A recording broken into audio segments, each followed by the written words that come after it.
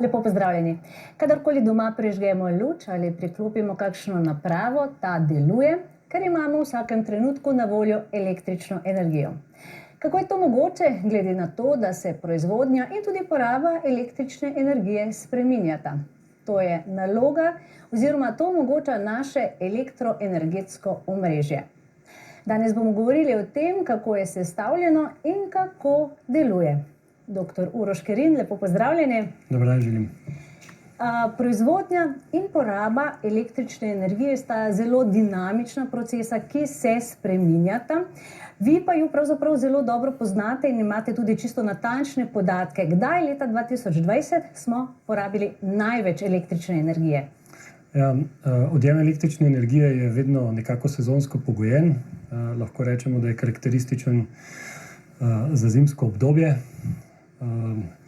Največjo porabo pa smo lansko leto doživeli v začetku decembra, mislim, da je bil 2. december, ko je elektroenergetski sistem bil obremenjen za čez 2 gigavati električne moči. Kdaj smo je porabili najmanj? Najmanjši odjem z elektroenergetskega sistema pa smo imeli 3. maja.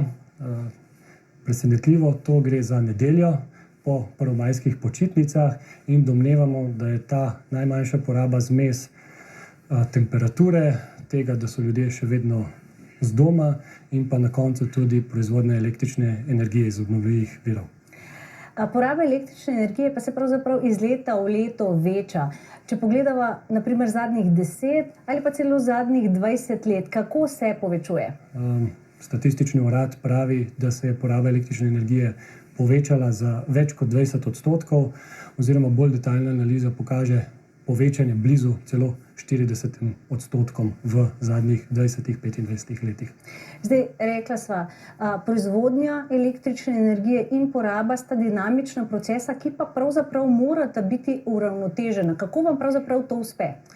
Ja, elektroenergetski sistem ima eno zelo pomembno vlogo in sicer to je nenehno iskanje ravnovesja. Predstavljamo si kot pri neki branjevski tehnici, ko želimo, da je kazalec tiste tehnice vedno na sredini.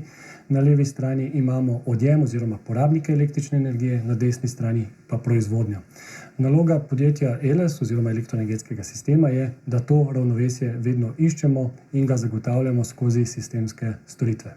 Ja, elektroenergetski sistem torej skrbi, da imamo vedno in povsod na voljo električno energijo.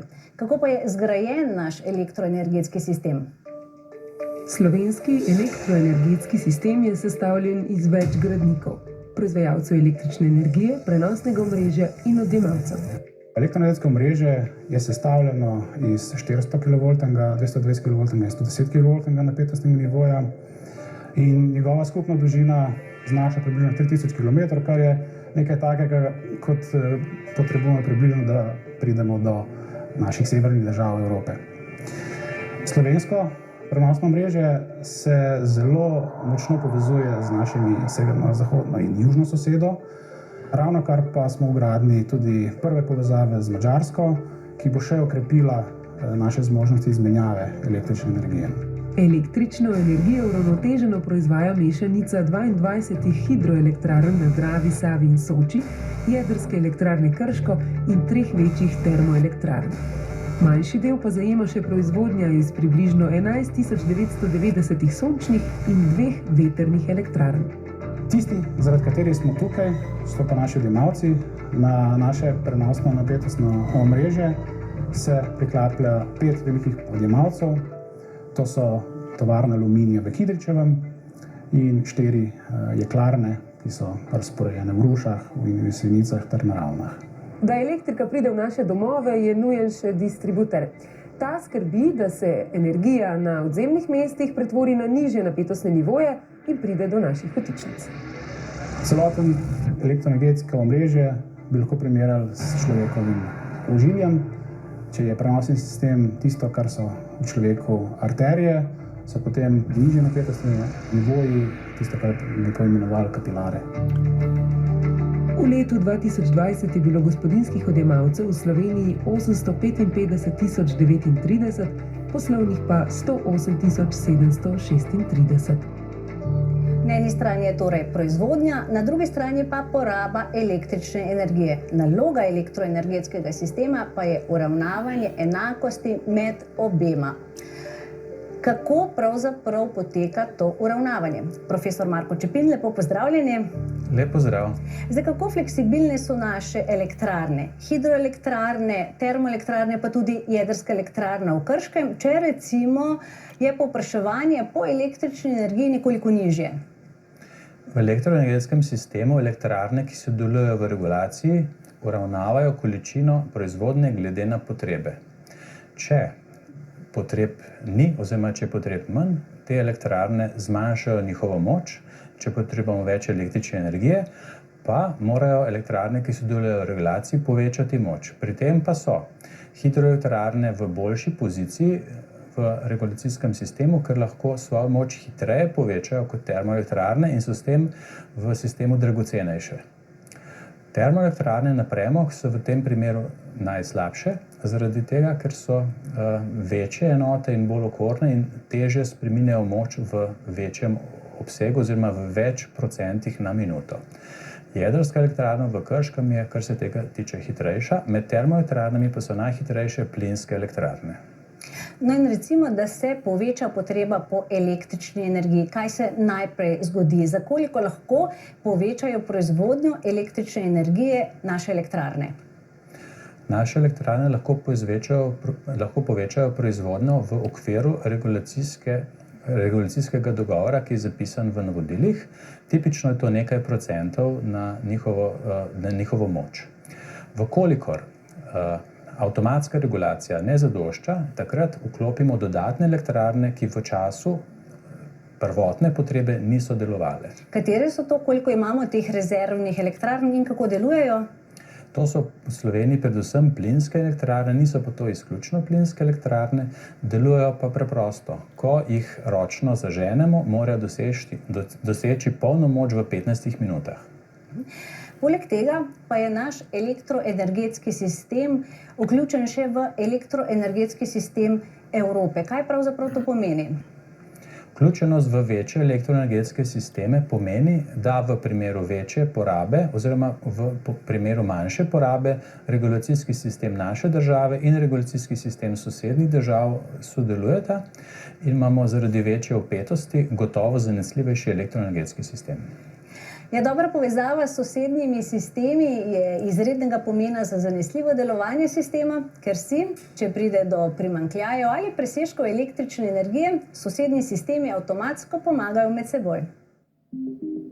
29. decembra lani se je zaradi potresa na Hrvaškem porušil del elektroenergetskega omrežja. Izgubljena je bila ena od povezav med Slovenijo in Hrvaško, iz omrežja pa je izpadla tudi jedrska elektrarna v Krškem. To se je v bistvu precej grobo odrazilo na našem trenutnem obratovalnem stanju takrat.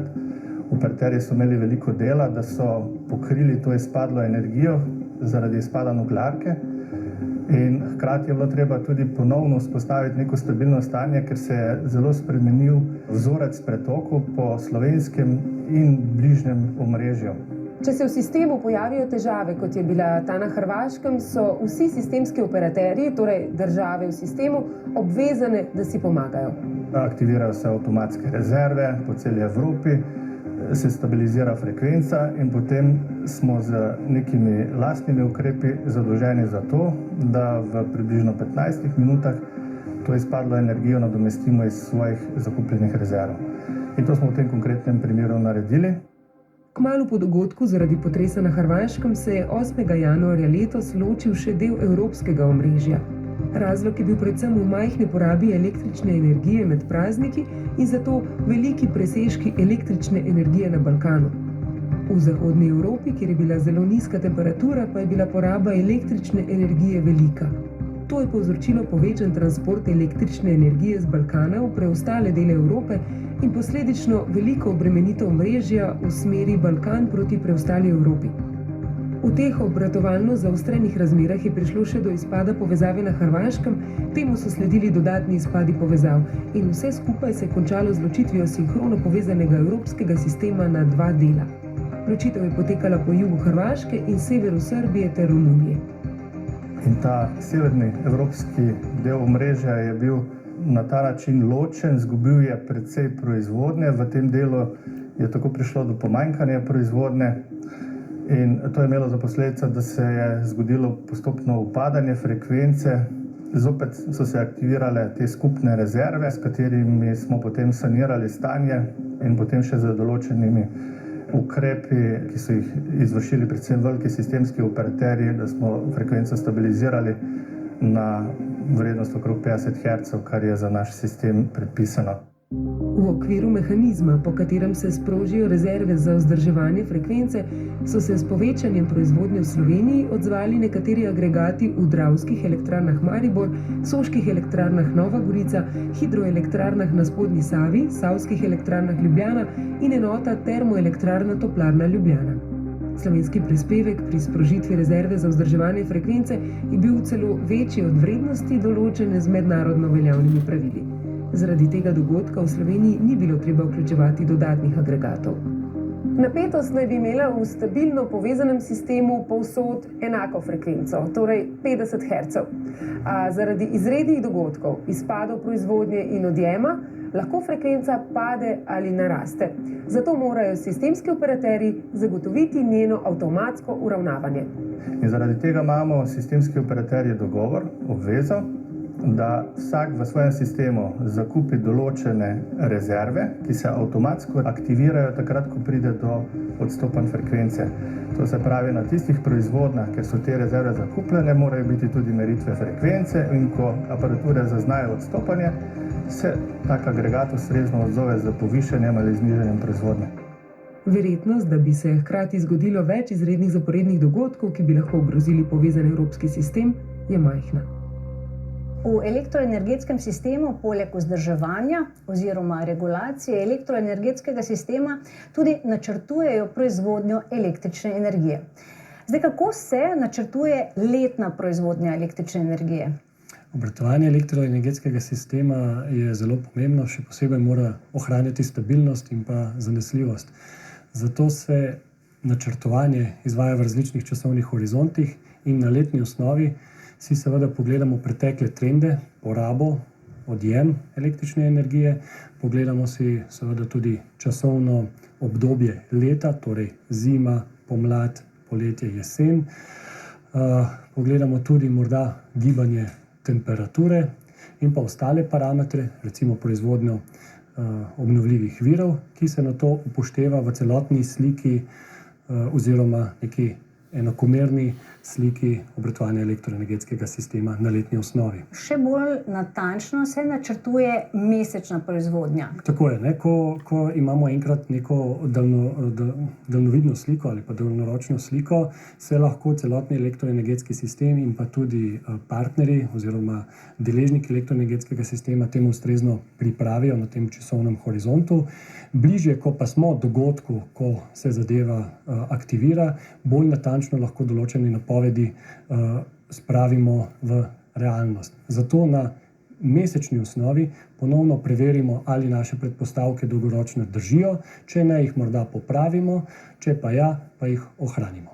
Pravo življenje elektroenergetskega sistema se začne pa pravzaprav na dnevni osnovi. Če smo si prej dovolili nekatere napake in nekako dolgoročno planiranje v nekem, v neki udobni coni, se na dnevni osnovi seveda te stvari postavijo v realne okvirje in takrat smo podvrženi ne samo obratovalnim karakteristikam elektrarn, ne samo dejanskemu stanju na trgu odjema, temveč tudi na trgu proizvodnje in želimo skozi tiste dnevne tržne mehanizme v bistvu zagotoviti stabilno in pa zanesljivo obratovanje sistema. Leta 2020 smo 20% električne energije, ki smo jo porabili v Sloveniji, dobili iz jedrske elektrarne v Krškem. Jedrska elektrarna gre skoraj vsako leto v remont. Kako pravzaprav takrat nadomestite ta izpad električne energije? Ta izpad najprej skuša nadomestiti bilančna skupina, katere del jedrska elektrarna Krško je. Ta bilančna skupina se lahko odloči za dva ukrepa, bodisi zažene neko novo elektrarno bodi si oceni zagon te nove elektrarne ali alternativne elektrarne kot predrag in poišče to manjkajočo električno energijo preprosto na evropskem trgu električne energije. Imamo pa še eno rezervno, lahko rečem, hidroelektrarno, črpalno hidroelektrarno Avče. Zdaj, kaj pa je njena naloga ali pa njene značilnosti? Črpalna hidroelektrarna Avče je v bistvu ogromen hranilnik električne energije. Hranilnike poznamo predvsem v obliki nekih baterij, vendar razlika med črpalno hidroelektrarno Avče in nekimi klasičnimi baterijami je, da je to nek mehanski postroj. Pa spoznajmo našo črpalno hidroelektrarno Avče. Sva na Kanalskem vrhu, za nami je zgornja akumulacija črpalne hidroelektrarne Avče. Ko je jezero polno, pride voda nekje do 625 metrov nadmorske višine. Takrat je v jezeru okrog 2 milijona 200 kubikov vode. Za gradnjo bazena so izkoristili naravno kotanjo s površino 15 hektarjev, ki so jo utrdili s 30 cm tamponsko podlago in obdali z 20 cm različnih vrst asfalta. Polno jezero omogoča, da elektrarna proizvaja elektriko 14 ur in proizvede 2520 MWh električne energije, kar je dovolj za celoletno oskrbo približno 570 gospodinjstev. Elektrarna leži 500 metrov nižje od bazena, njena strojnica pa je še nižje, na dnu 80-metrskega jaška s premerom 18 metrov. Zdaj se nahajamo v strojničnem jašku. Tukaj za nami je vrhnji del generatorja in smo nekje 40 metrov pod gladino Soče. Turbino moči 180 MW poganja 521-metrski padec vode iz zgornjega akumulacijskega jezera. Z gredjo, ki prenaša vrtenje, je povezana z generatorjem, ki proizvaja električno energijo. Taka oprema za generiranje električne energije je običajna za hidroelektrarne. Črpalna hidroelektrarna pa ima agregat, ki lahko opravlja dve funkciji. Posebnost Avče je reverzibilnost. To pomeni, da agregat lahko opravlja vlogo generatorja in pa motorja. Ko je elektrarna v generatorskem režimu, pomeni, da agregat opravlja vlogo generatorja, vodilnik pa vlogo turbine. Ko pa je v črpalnem režimu, agregat opravlja vlogo motorja in vodilnik vlogo črpalke. Ko elektrarna ne proizvaja elektrike in ko je električna energija cenejša, črpalna elektrarna črpa vodo iz spodnjega akumulacijskega jezera v zgornje. Zdaj smo na nivoju reke Soče, smo nekje na 106 metrov nad morjem. Za nama je akumulacija hidroelektrarn Plave, v katero je bil dograjen potočno-iztočni objekt za črpalno hidroelektrarno Avče. Črpalna hidroelektrarna Avče mora s polno močjo črpati 19 ur, da napolni zgornje jezero, saj mora vodo iz reke Soče prečrpati po kar 1567 metrov dolgem tlačnem cevovodu s premerom 4,5 metra, ki se vzpenja po pobočju Avškega kuka. Premagati mora kar 500 višinskih metrov razlike med spodnjim in zgornjim jezerom, za kar porabi 3420 MWh električne energije. Danes dobimo manj kot 2% električne energije iz obnovljivih virov sonca in vetra. Značilnost vetra in sonca je njuna nestanovitnost. Po drugi strani pa bo teh zelenih virov energije z leti vse več. Doktor Kerin, kaj bo pravzaprav to pomenilo za naš elektroenergetski sistem? Kaj boste morali storiti, da bo še vedno deloval tako enako zanesljivo kot zdaj? Intenzivnejša integracija obnovljivih virov v elektroenergetski sistem sigurno pomeni spremembe v obratovanju elektroenergetskega sistema in pa zahteva neke strukturne spremembe, bodisi na nivoju odjemalcev, na nivoju omrežja ali pa na nivoju regulacije tega omrežja. Kako se bodo vetrne in sončne elektrarne morale obnašati v elektroenergetskem sistemu?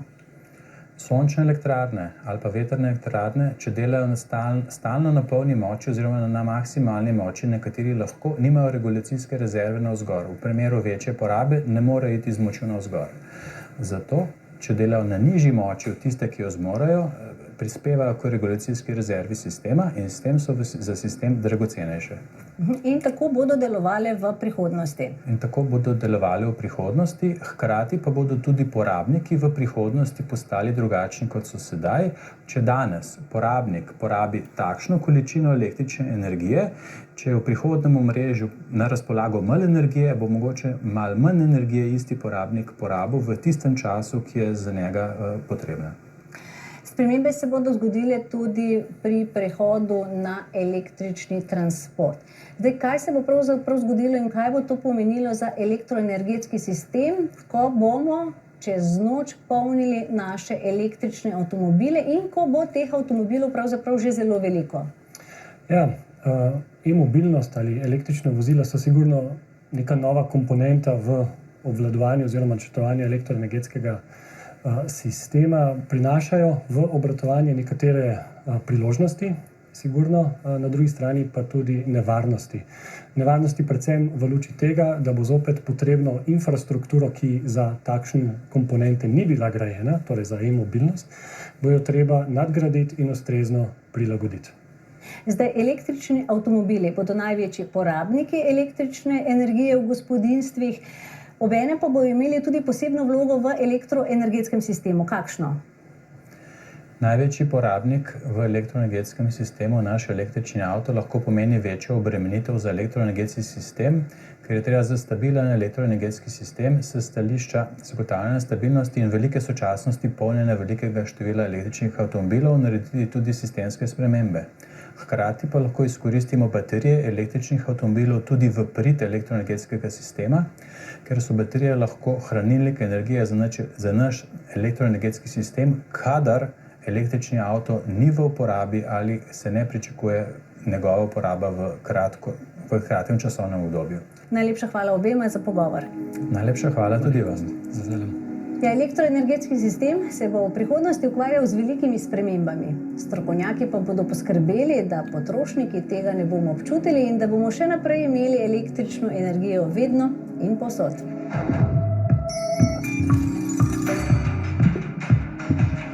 Pa še uganko imamo za vas. Ned, živijo. Živijo, Renata. Danes sem s seboj prinesel bimetalni trak. To je kovinski trak, ki je sestavljen iz dveh kovin. Na vrhu je jeklo, na spodnji strani pa je trak medenine. In današnja uganka je, kaj se bo zgodilo s tem trakom, če ga segrejemo. Ned, če kovino zelo segrejemo, se lahko tudi stali. Res je, ampak tokrat bova segrevala zgolj s čajno svečko, tako da ravno stalila je ne bova, bodo pa že opazne določene spremembe pri tega traku. Če imam prav, se kovina, ko jo segrevamo, raztegne. Res je, ja. Kam pa misliš, da se bo potem trak raztegnil? Naravnost naprej, se bo morda povesil navzdol ali upognil celo navzgor? Trak je sestavljen iz dveh kovin, ne vem, predlagam, da narediva preizkus. No pa poglejva.